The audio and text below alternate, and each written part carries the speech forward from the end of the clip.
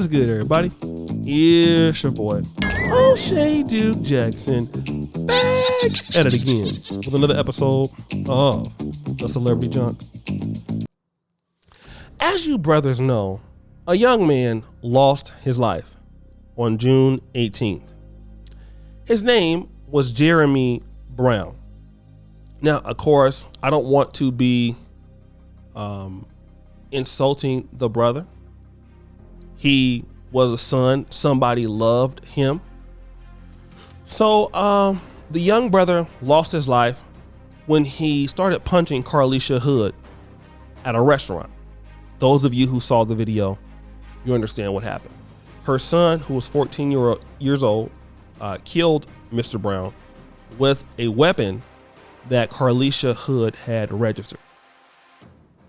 Now, a lot of people have come out against the sister for that, but she then got away from all that criticism about she's being released, and rightfully so.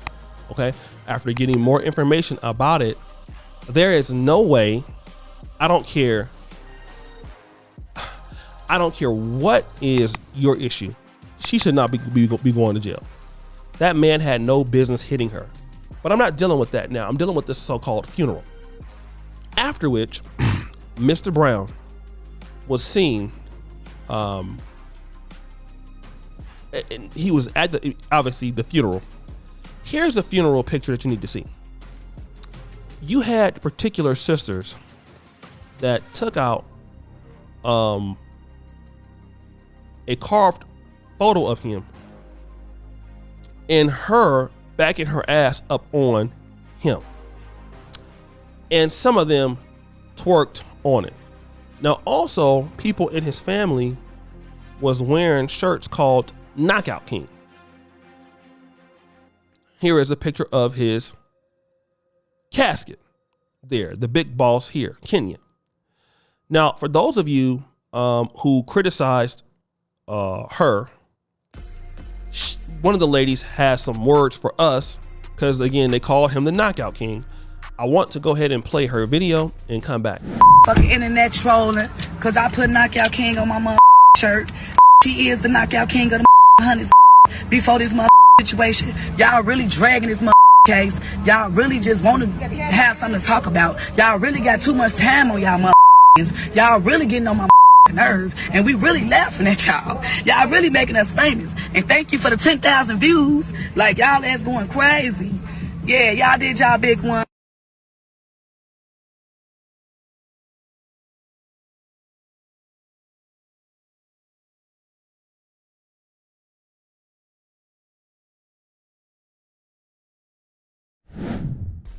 Now, the reason that I am dealing with this is, again, I don't know the sister. And the brother, again, I used to try to go real hard on folk like this, but I'm not going to go hard, because even though what the brother did was wrong, he still got people that love him. Okay? Still. And I want to have some respect for his family, because his family is still grieving. They didn't hit the way he did. Okay? So they lost their son, and as content creators, we need to put it into perspective that even if it was our brother that did that, we still don't want him to die. All right? And I want to show the family that level of respect. But I want to deal with maybe how this young man grew up. I want to deal with that. What was his environment? And I want to take it to where I think I'm going to take it is, where was his father? Okay? Because you see, when these sorts of brothers grow up in Black America, where it's obvious in my situation to see that this is a young man who feels like, I mean, obviously, if you're going to hit a woman like that, you would have to feel like you're going to go to jail, or you don't mind going to jail, right? And you would have to also consider the fact that he doesn't have maybe the most respect for women, at least at that time. Okay? This is something that you can infer. Now, with inferring that, I want to also ask a question. When the sisters in the community talk like this young lady talks, and they're behaving in that way, what do you expect? Okay? And I know all black women are going to do that. She's probably a nice person. What do you expect these black men to do when they come across young ladies who talk like that, who will twerk on a poster? And again, I'm only dealing with what I'm seeing here. I'm not saying that all black men are like Mr. Jeremy Brown or all black women are like that. But what do you expect? Who creates situations like this? And I'm going to tell you, it ain't just the white man's fault. Okay? It is not just the white man's fault. Everything is not the white man's fault. Some of this is our fault. Because the young man should have still been here with us today. That situation should have never escalated into an argument to where he feels like he needs to hit her. But because our community and some of the parents there have created such environments that we can't take care of the kids, that when something like this happens, then all of a sudden, you know, if he turns out to become a lawyer, a doctor, oh, okay. Would you know, see, that's my son, I raised him. But once it's not favorable, then all of a sudden we sweep it on the rug. Then we can twerk on the brother and we can celebrate that. And for a lot of young black men, the reason why they can act like that is because they don't feel like they don't care. Send me to jail. And from what I understand, the brother has a pretty lengthy rap record. So they don't care about going to jail. What is it that this young man don't care about living or dying? Why he don't care about that? Why does this young man look at life in the way that he does? Can anybody tell me?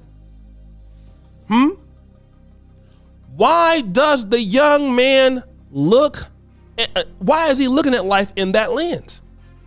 And when these young men come out in the black community and y'all say that these are dusty beta males, okay? These are dusty beta male guys. And some sisters gonna look, oh, he look good. You have baby by the guy. Okay. You're a dusty bandit. Then after which he's terrorizing or whooping on you. Then who do you blame then? You then come out and you have the position that, you know, all black men gotta suffer because of this decision.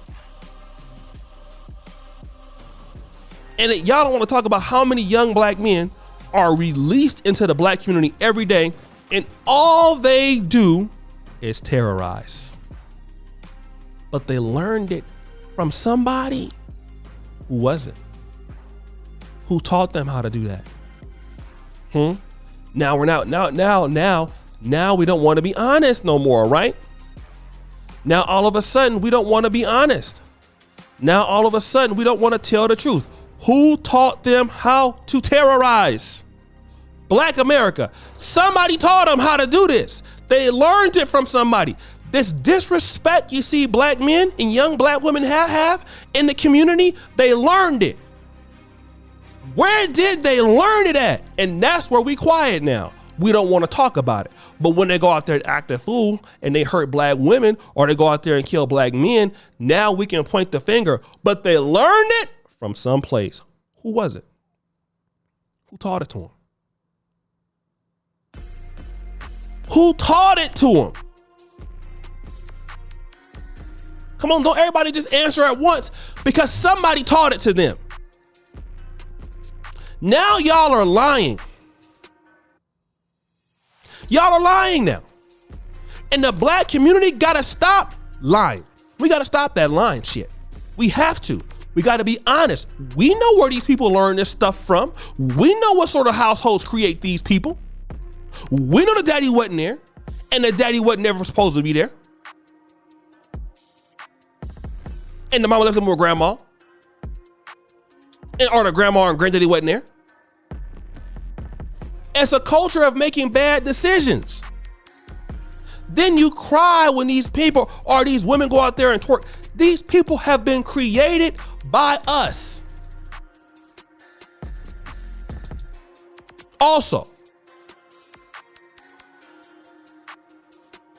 it's so many fingers to point, but we only pointed at him, which he's accountable for that. Who raised him? Now we quiet, but we all know the answer.